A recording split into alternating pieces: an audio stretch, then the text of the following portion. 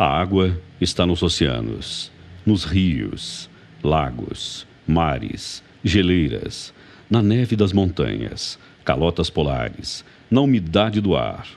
Cobre 71% da superfície da Terra. Mas, ao contrário do que se pensa, é inimaginavelmente escassa. Essa imagem demonstra que, se concentrássemos em uma esfera toda a água presente no planeta, o resultado seria apenas uma pequena bolinha de gude de 1.300 quilômetros de diâmetro. Essa é toda a água que há na Terra, e somente 2,4% disso é doce, ou seja, pode ser consumida. A água é uma substância química composta de hidrogênio e oxigênio, sendo essencial para todas as formas conhecidas de vida na Terra. Araraquara é famosa pela qualidade da água, tanto a superficial quanto a subterrânea, captada no aquífero Guarani. Esse bem tem que ser respeitado. Conservar a água não tem preço. Nem ouro, nem pedras raras. A preciosidade mesmo no nosso planeta é a água. E quando a gente passa aqui, nas imediações da represa de captação de água, as pessoas ficam pensando como é que esse bem tão precioso chega às nossas casas. E é exatamente por isso que a gente vai conversar com o Alexandre Pierre para contar um pouco, desde o processo de captação, que é onde nós estamos aqui na represa, até o final, quando chega na sua casa. Alexandre, essa aqui é a primeira fase. Exatamente, né? Para falarmos um pouquinho sobre água, esse ouro branco, como você disse muito bem, né, há necessário de entendermos um pouquinho o início do processo. Como tudo começa? Do ciclo hidrológico, né? Ou seja, ocorre a precipitação, essa precipitação, uma parte se infiltra no solo, uma parte se escoa até essas grandes represas, né? Depois ocorre novamente uma evaporação através do quê? Do sol, que é muito importante nesse processo, e se forma novamente esse ciclo. Bom, o processo em relação à água, né? Ou ela vai para o sistema subterrâneo através da infiltração, ou através da parte superficial, né? Em Araraquara, 45% é captação superficial e 55% captação subterrânea.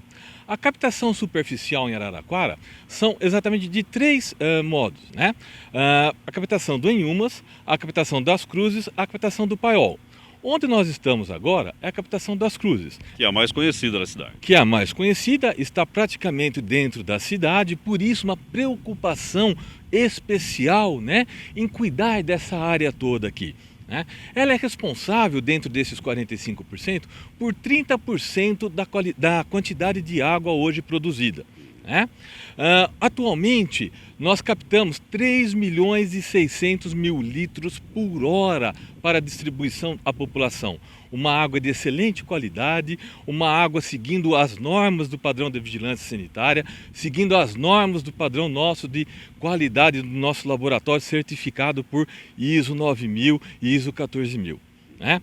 Bom, esse processo todo aqui da captação superficial, né? Aqui é a mais conhecida. Podemos notar por essa área toda aqui que essa região hoje encontra-se em processo de assoreamento. O que é isso?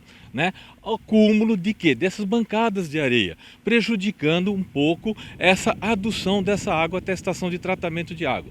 Né? É uma meta do Departamento de Água o quê? Resolver esse problema, ou seja, ampliar esse volume de reservação de água. Hoje nós só temos 23% disponível, nós queremos voltar a ter novamente 100%. Para isso, o DAE estará aplicando, através de projetos, né, quase 8 milhões para poder resolver realmente esse problema. Essa água superficial captada aqui na represa tem um tratamento especial. Equipamentos potentes realizam a operação de captação. São duas grandes bombas, uma de reserva para momentos de necessidade, para que o trabalho nunca seja interrompido. Desse ponto, é levada para uma linha de adução, que são esses grandes canos de metal, até a estação de tratamento. O processo é mais simplificado e comum. Primeiro, a água recebe um produto químico para juntar a sujeira. Depois, passa pela decantação e filtração. Nesse momento, ela já está em condições de potabilidade. E, seguindo as normas, são adicionados cloro para desinfecção e flúor para a proteção dentária das crianças, expedientes que se mostram eficazes, tendo em vista a queda nos índices de cáries e registros de diarreia nos últimos anos. Com isso, Araraquara conquistou excelência no setor. Para manter esse padrão de qualidade, é necessário haver um aprimoramento e busca constante das técnicas mais modernas para o sistema atingir as metas estabelecidas com um menor custo. Reformas constantes, manutenção preventiva em equipamentos, treinamentos de operadores, análises de hora em hora. O padrão de qualidade tem que ser rigoroso. Outra coisa que chama bastante a atenção aqui na nossa região é que, principalmente nesse período do ano, nós ouvimos muito dizer que a cidade tal, a outra cidade está com racionamento de água por falta desse bem tão precioso. Mas aqui em Araraquara isso é muito raro. Eu não me lembro de ter acontecido isso. Por que Araraquara tem esse diferencial também? Exatamente. 45%, como eu disse, é de captação superficial, mas 55% daqueles 3 milhões e 600 mil, praticamente quase 2 milhões de litros por hora, é captação subterrânea. E o que é essa captação subterrânea? Araraquara é privilegiada nessa situação, né? Nós utilizamos o aquífero Guarani. O que é esse aquífero Guarani? Nada mais é do que um bolsão enorme de água que está abaixo de nós. E que profundidade é essa? 450 metros em média. Nossos poços são perfurados em torno de 450 metros, os equipamentos de bombeamento instalados a 250 metros e as vazões dos nossos poços são de 200 mil a 250 mil litros hora de captação. Por isso nós temos essa margem tão boa, né? Este aquífero ele é tão importante que ele começa na pontinha de Ribeirão Preto e ele vai até a Argentina. Olha que interessante. O que vai estar variando? O relevo de cada cidade. E nós estamos num patamar muito bom, né? Um poço desse custa hoje em torno de R$1.500.000. Eu faço uma perfuração com fiscalização dos nossos colegas do DAE, que sempre estão nos ajudando e fiscalizando em relação aos projetos, tá certo? E nós temos essa água de excelente qualidade. Tanto que o tratamento dela é muito mais simples. Que nós retiramos essa água desse bolsão, ela só recebe o cloro para desinfecção e o flúor. Não precisa passar por aquele sistema de tratamento, de filtração, né? E ele vai direto para o reservatório. A vantagem de Araraquara, principalmente nos períodos de seca e estiagem, é contar com vários reservatórios espalhados pela cidade. Eles têm a função de regularizar o abastecimento em períodos de pico, ou seja, quando grande parte da população faz uso da água ao mesmo tempo. São mais de 35 reservatórios que armazenam o produto e estão localizados em pontos estratégicos. Que desse reservatório ele vai direto para as nossas casas, né? Através da nossa ligaçãozinha de água, tá certo? Às vezes nós temos algum problema de vazamento de rede, onde se ocorre essa perda física que nós falamos. Mas nós temos equipes 24 horas trabalhando para poder diminuir. É aquele buraquinho que todo mundo reclama, aquele consertinho de asfalto. Às vezes é um mal necessário. Eu tenho que fazer isso para poder consertar esse vazamento e não desperdiçar essa água. Como nós falamos no início da reportagem, né? É o ouro branco. Muitos países estão daqui a pouco brigando por essa água. E hoje nós temos aí com essa fartura. Mas não é com essa fartura que nós não vamos deixar com responsabilidade, né? E planejamento como utilizar essa água, né? E o planejamento da cidade de Araraquara. Todas as cidades possuem uma evolução, apesar do que o número de habitantes de domicílios terem diminuídos, ou seja, a população reduziu um pouquinho, Araraquara tem um diferencial. Se nós pegarmos entre as cidades da região administrativa de Araraquara, Araraquara teve um crescimento e não um decréscimo, né? E mesmo assim, nós continuamos tendo água com qualidade e com volume necessário para a população. Então vamos dar uma olhada lá como é que é o sistema de captação aqui, lá junto às máquinas. Vamos lá. São essas grandes e barulhentas bombas que fazem todo o trabalho pesado.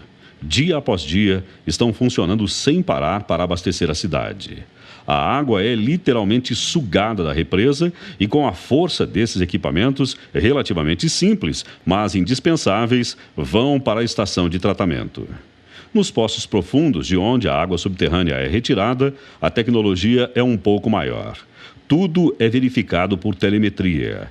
Através de sistema de radiotransmissão, é verificado de hora em hora a vazão, a pressão, a temperatura, a potência dos motores.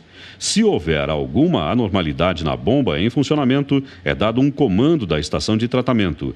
Esse se fecha e outra entra imediatamente em funcionamento.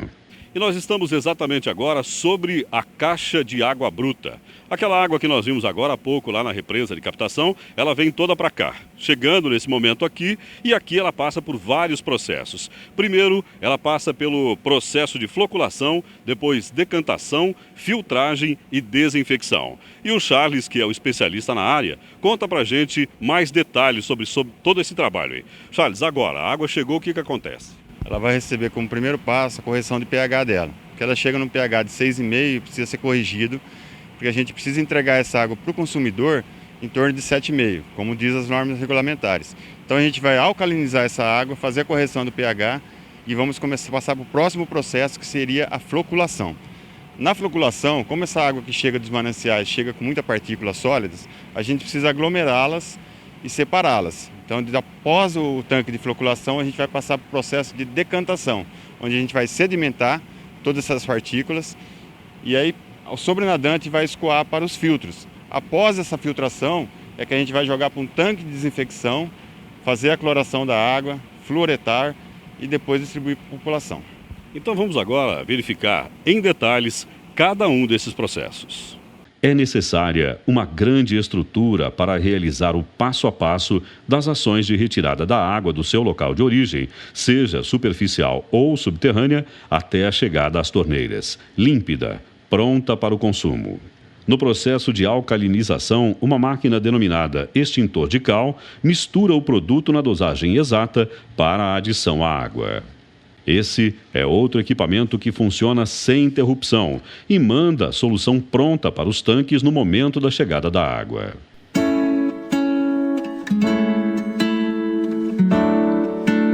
Aquela água que está chegando na tubulação ali no fundo, aquela tubulação verde, é aquela água que vem lá da caixa de água bruta, que já recebeu o cal, né?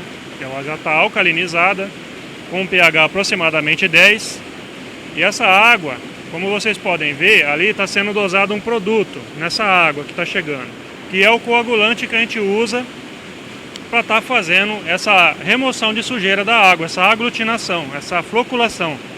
Então, nesse momento que é aplicada essa água, cai nessa cachoeira, que nada mais serve como um misturador rápido, né?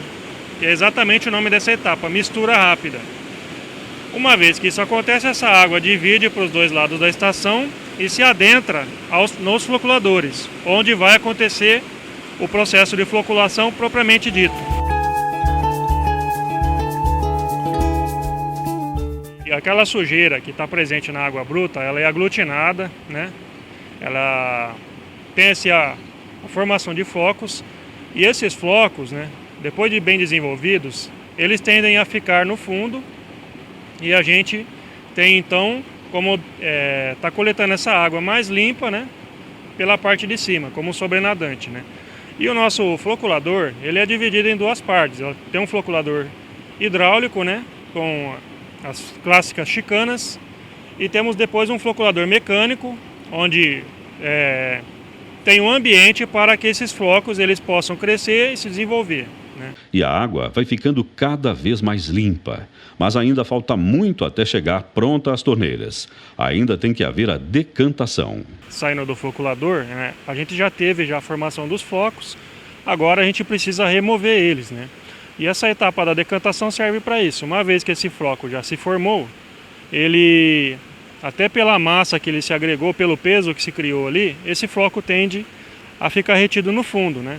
E o que sobe, na verdade, já é um sobrenadante praticamente limpo visualmente, né? Então, essa é a função do decantador, né? Tá fazendo essa remoção. Nessas imagens podemos verificar a progressão da limpeza e a purificação da água. Uma diferença muito grande chegando ao final dos processos. Neste exato momento está sendo efetuado a lavagem do filtro, né? Que é a etapa final quando você pensa em remoção de sujeira da água, entendeu? Então, após a alcalinização, a floculação, a decantação, essa aqui é a última etapa para a gente obter uma água já com aspecto limpo, né? faltando apenas a desinfecção.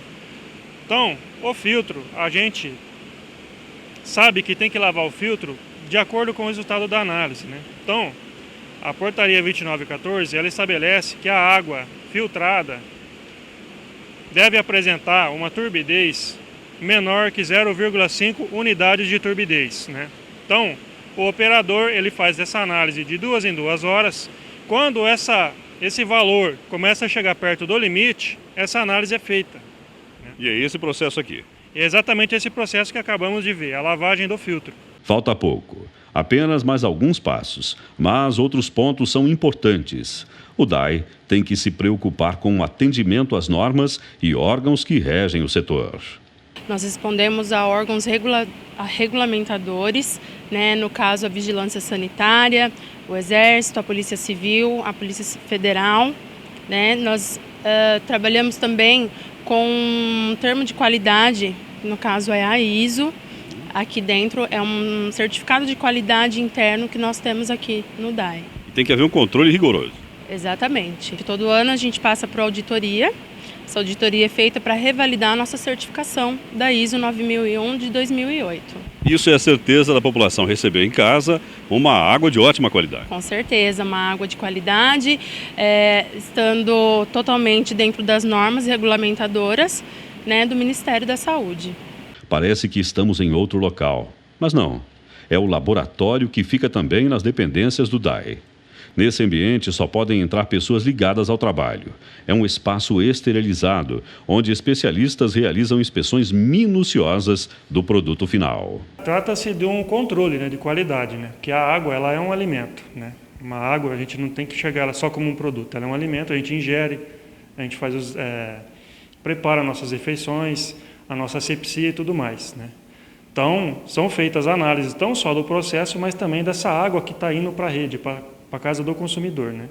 Então, no caso, aqui a gente faz análises microbiológicas, análises fisicoquímicas, né? E tudo isso para garantir que essa água esteja de acordo com os parâmetros estabelecidos pela portaria 2914 do Ministério da Saúde, né? Que rege exatamente a característica que a água tem que ter para ela ser considerada potável. Tá, e o que a técnica faz aqui, nesse momento, por exemplo?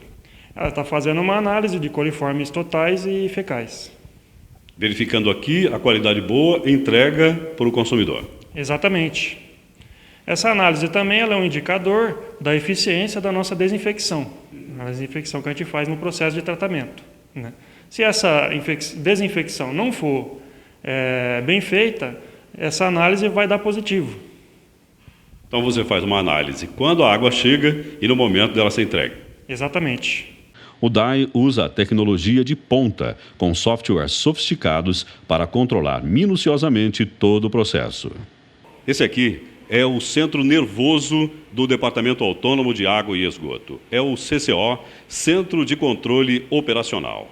Por aqueles gráficos, o pessoal aqui fica sabendo de tudo o que acontece em todos os lugares, em todos os pontos importantes, como principalmente os reservatórios. Mas o Fernando explica para a gente direitinho como é que funciona o CCO, Fernando.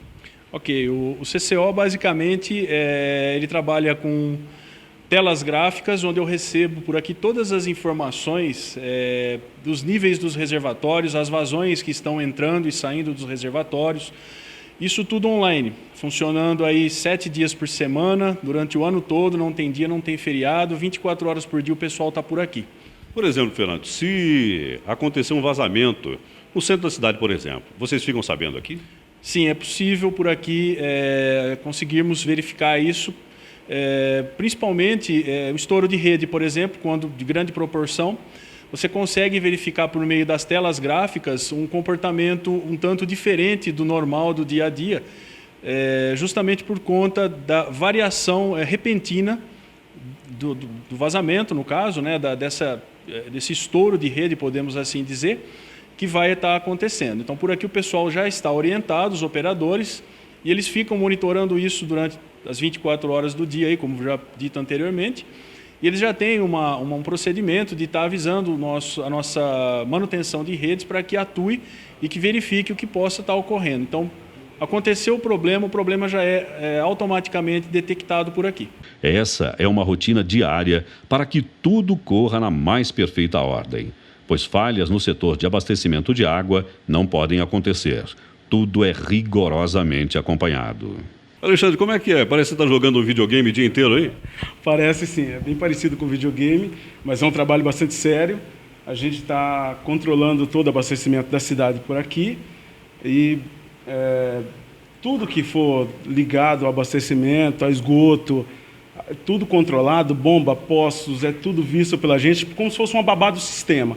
Tem que estar sempre em todas as áreas, analisando, fazendo todo um controle para ver se acha alguma coisa fora do normal, para que isso seja passado para o pessoal de elétrica, mecânica, telemetria, redes, e sanar o problema, se houver. A gente torce para que não tenha, porque a gente fica só brincando aqui no videogame. Puxa, quanto trabalho, hein? Mas falta mostrar a fase final para chegar aos pontos de armazenamento. Ela vai para uma caixa de infecção onde a gente coloca cloro e flúor, para eliminar o resto dos micro-organismos que podem prejudicar, causar doenças e prevenir a cárie infantil, como prevê a legislação. E a gente aplica também o ortopolifosfato, que vai sequestrar o ferro 3 transformando em ferro 2. Por que isso? Porque o nosso corpo consegue absorver. O nosso corpo precisa do ferro para não causar anemia. Então essa é uma importante área e daqui destina-se já ao reservatório e vai à distribuição para a população. Aí está. Esse é todo o processo para que você tenha uma água de qualidade na sua torneira. Começa assim. E no final, fica assim. Linda, né? Mas sinais de que esse bem tão precioso está ficando escasso já estão surgindo. Reservatórios quase vazios. Cidades inteiras sofrendo. Desertos cada vez maiores.